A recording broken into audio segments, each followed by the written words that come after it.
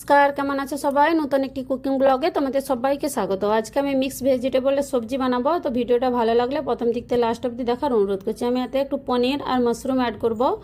তো তোমরা চাইলে পনির মাশরুমটা স্কিপও করতে পারো। আমি ফুলকপি আর আলুটাকে হালকা সেদ্ধ করে নিয়েছি। দেখো, গ্যাসের উপরে কড়াইয়ে তেলের কোয়ান্টিটি একটু বেশি নিয়েছি। আমি সব সবজিগুলোকে এরকম ফ্রাই করে নিচ্ছি। সবজিগুলো সব ফ্রাই হয়ে গেছে।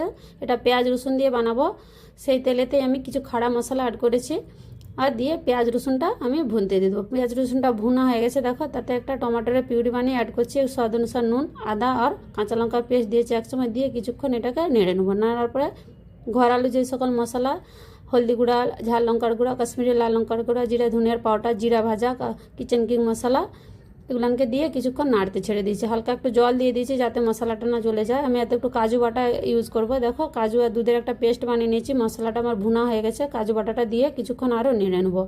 খুব সুন্দর লাগে খেতে, তোমরা একবার ট্রাই করতে পারো। দিয়ে তারপরে কড়াইশুঁটি আর মাশরুমটা সব সবজিগুলো অ্যাড করে দেবো। কড়াইশুঁটিটা সেদ্ধ করি না।